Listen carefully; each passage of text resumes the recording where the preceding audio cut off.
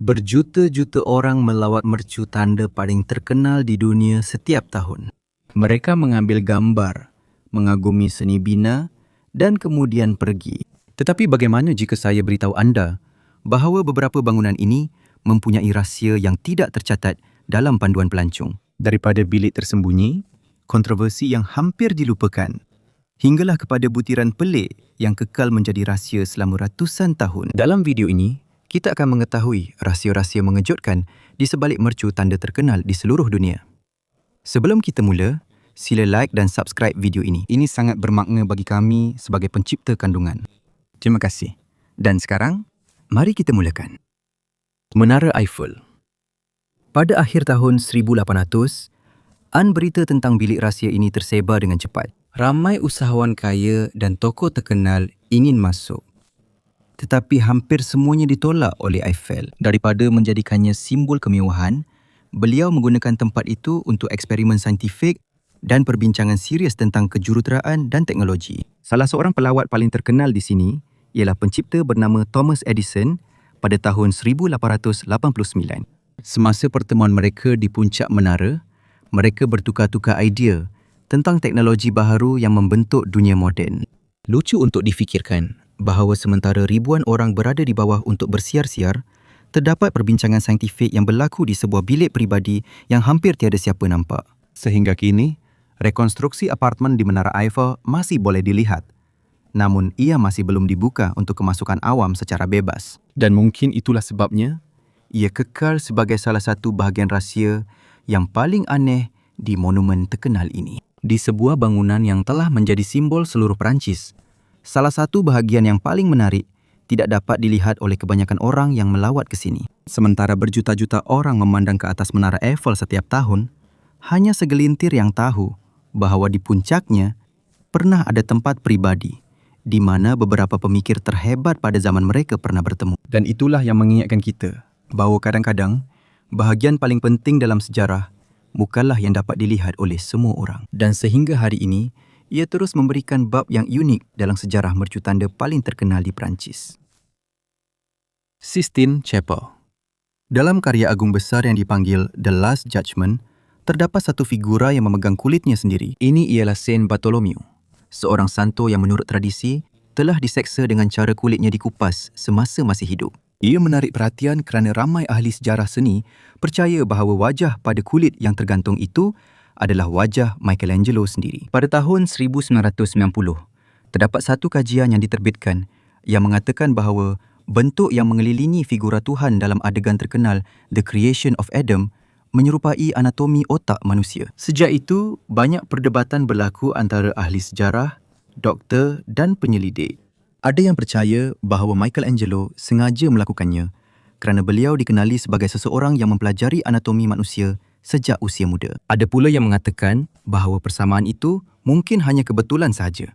Penting untuk diingat bahawa masih belum ada bukti rasmi yang mengatakan Michelangelo memang sengaja melakukan semua ini. Tetapi, itulah sebabnya mengapa Sistine Chapel masih terus diperkatakan hingga ke hari ini. Lebih 5 abad telah berlalu.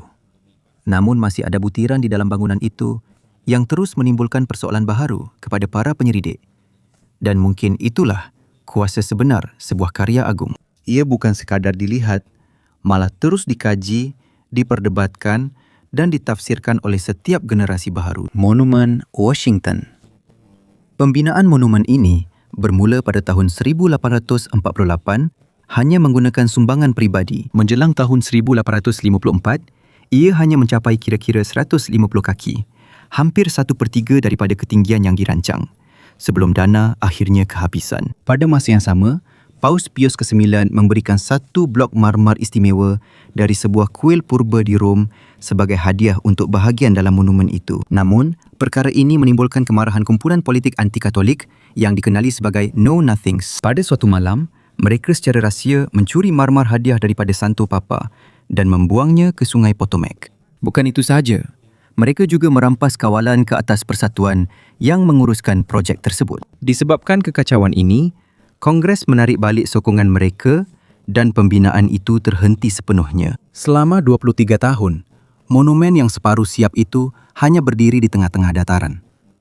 Semasa Perang Saudara, Kawasan sekitarnya digunakan sebagai depot tentera dan padang ragut untuk lembu tentera kesatuan. Ketika Mark Twain melawat Washington pada tahun 1870-an, beliau menggambarkannya sebagai cerobong kilang yang rosak dengan bahagian atasnya terputus. Bagi ramai orang, ia menjadi simbol memalukan bagi ibu negara Amerika Syarikat. Hanya pada tahun 1876, projek ini disambung semula di bawah Kor Jurutera Tentera Darat Amerika Syarikat. Namun, ada masalah baru. Kuari asal di Maryland yang membekalkan marmar pertama sudah tidak beroperasi lagi. Disebabkan itu, mereka terpaksa mendapatkan marmar dari kuari lain. Apabila monumen itu siap pada tahun 1884, kedua-dua bahagian kelihatan hampir sama. Kedua-duanya menggunakan marmar putih dan mempunyai kemasan yang sama. Namun, apabila dekad berlalu, perbezaan dalam komposisi kimia kedua-dua jenis batu itu mula kelihatan sedikit demi sedikit. Disebabkan perkara ini, perbezaan warna antara bahagian atas dan bawah menjadi lebih jelas. Sehingga hari ini, garis-garis itu masih boleh dilihat pada monumen tersebut. Ia tidak boleh dihilangkan tanpa membongkar dan membina semula sebahagian besar struktur itu. Jadi, dalam setiap gambar monumen Washington, tersembunyi kisah tentang hadiah yang dicuri daripada Santo Papa, sebuah projek yang kehabisan dana dan sebuah peperangan yang menghentikan pembinaannya. Semuanya tertulis dalam dua warna marmar yang berbeza. Menara Condong Pisa. Pembinaan menara bermula pada tahun 1173. Hampir serta-merta, ia mula tenggelam ke dalam tanah lembut dan berlumpur di Pisa. Menjelang tahun 1178, selepas tingkat ketiga siap dibina, kecondongan menara itu sudah jelas kelihatan. Sebaliknya, daripada merobohkan dan memulakan semula, mereka terpaksa menghentikan projek itu. Disebabkan peperangan antara pelbagai negara-negara kota Itali, pembinaan itu terhenti hampir 50 tahun. Apabila kerja disambung semula pada tahun 1272, arkitek baru itu berdepan dengan satu masalah yang telah lama menjadi semakin teruk. Ingat, dia memikirkan cara untuk membetulkan kecondongan itu. Jika menara itu condong ke selatan, dia akan membuat bahagian di sebelah selatan sedikit lebih tinggi supaya perlahan-lahan dapat mengembalikan arah menara itu ke kedudukan yang tegak. Konsep itu memang bagus di atas kertas, tetapi ia tidak sepenuhnya menyelesaikan masalah. Sebahagian daripada tingkat atas sedikit terbalik arah berbanding dengan bahagian bawah. Namun semasa melakukan ini, asas bangunan terus tenggelam.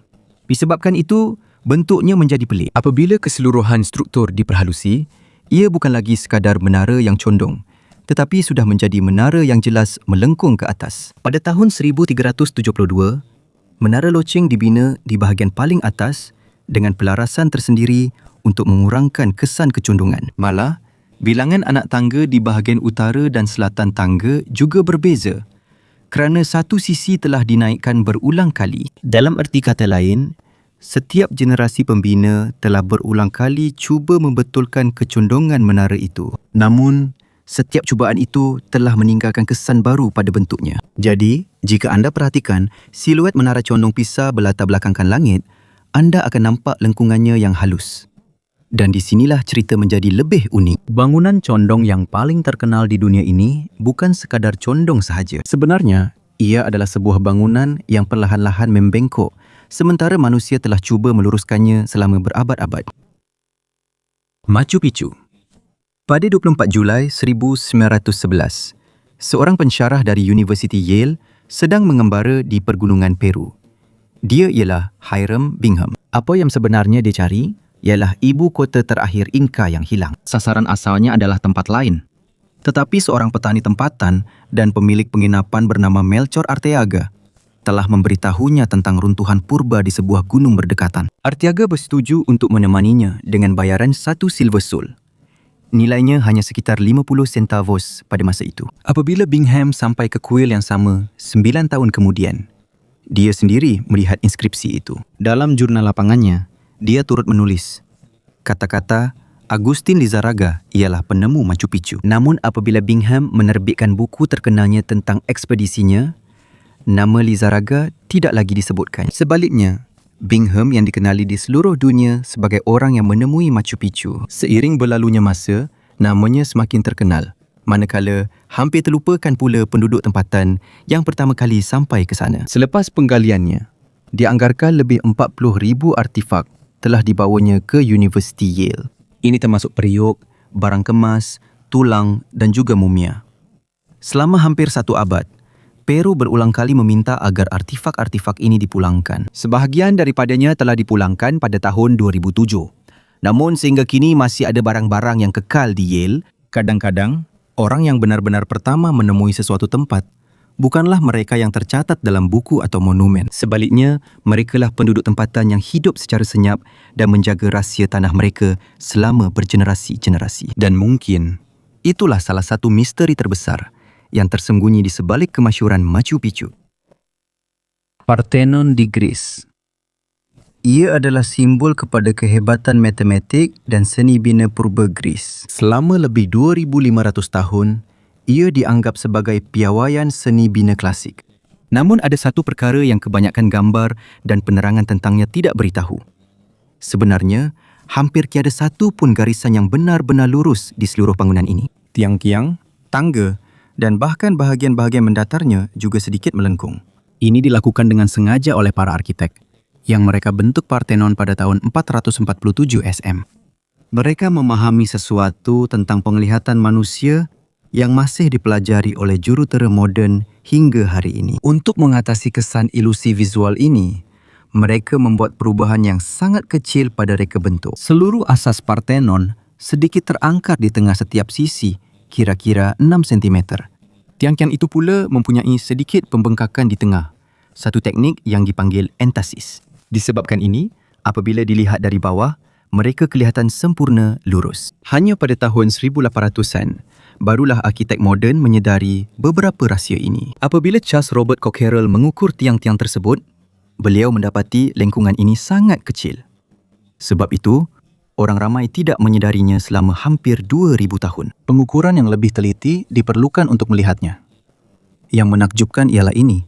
Parthenon kelihatan sempurna bukan kerana ia benar-benar lurus. Ia kelihatan sempurna kerana ia sengaja tidak dibuat sempurna. Setiap lengkungan dan sedikit penyimpangan direka dengan teliti untuk memperdayakan mata dan mencipta ilusi keseimbangan yang sempurna. Selama lebih 2,000 tahun, berjuta-juta orang telah mengagumi keindahan Parthenon tanpa mengetahui rahsia yang tersembunyi dalam reka bentuknya. Bangunan yang sering dianggap sebagai simbol geometri sempurna ini sebenarnya adalah sebuah karya agung ketidaksempurnaan yang dirancang. Kadang-kadang, kesempurnaan sebenar tidak datang daripada menjadi tepat sepenuhnya.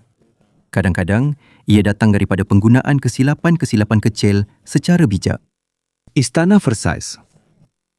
Dewan Cermin mempunyai panjang kira-kira 73 meter dan mempunyai 357 cermin. 17 tingkap besar di dewan ini menghadap ke barat, di mana cahaya matahari masuk secara langsung setiap petang. Pada pandangan pertama, ia kelihatan seperti satu rekaan yang sangat indah sahaja. Namun bagi Louis XIV, setiap perincian adalah sebahagian daripada rancangan yang lebih besar.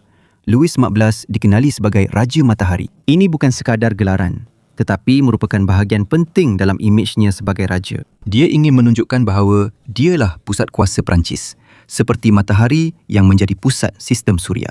Oleh itu, hampir setiap bahagian Versailles direka untuk menguatkan mesej tersebut. Pada abad ke-17, cermin merupakan antara barangan mewah yang paling mahal dan paling jarang di Eropah. Pada masa itu, Venice menguasai pembuatan cermin bersaiz besar. Namun, Louis secara rahsia telah memujuk para pembuat kaca mahir dari Venice untuk berpindah ke Perancis bagi membawa pengetahuan mereka. Apabila Dewan Cermin siap pada tahun 1684, ia menjadi satu mesej kepada seluruh Eropah. Ia menunjukkan bahawa Perancis kini mampu menghasilkan produk-produk yang dahulunya dimonopoli oleh Venice. Ini merupakan satu pernyataan yang halus tetapi sangat kuat tentang kuasa ekonomi negara itu. Di bahagian atas bilik pula, terdapat 3 lukisan besar karya Charles Le Brun. Lalaking painting ni Charles Le Brun. Lukisan-lukisan ini memaparkan kejayaan Louis XIV dalam peperangan dan diplomasi. Dalam hampir setiap adegan, beliau digambarkan sebagai seorang maharaja yang berkuasa atau pemimpin seperti dewa yang mengatasi semua pesaingnya. Pada pandangan pertama, Dewan Cermin kelihatan seperti sebuah bilik yang sangat indah, dipenuhi dengan cermin dan hiasan emas. Namun di sebalik kemewahannya, tersembunyi satu instrumen propaganda dan kekuasaan yang dirancang dengan sangat bijak.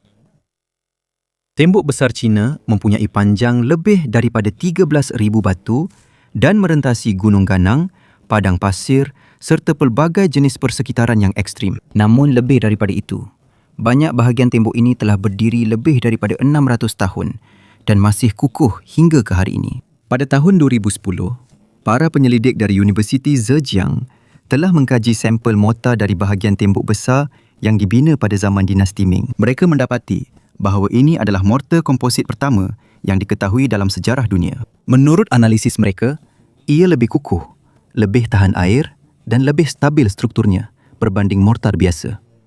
Ia juga bukan penemuan secara tidak sengaja. Resepi ini adalah rahsia penting yang diwariskan oleh tukang batu mahir kepada setiap generasi seterusnya. Selama berabad-abad, mereka menjaga pengetahuan ini dengan teliti kerana mereka tahu ia memberikan kelebihan besar kepada projek-projek mereka. Kunci kepada semuanya ialah satu bahan yang dipanggil amylopektin. Ia adalah sejenis polisakarida yang terdapat dalam beras pulut dan makanan lain yang mempunyai kandungan kanji yang tinggi. Mortar istimewa ini telah digunakan sejak abad ke-4 Masihi.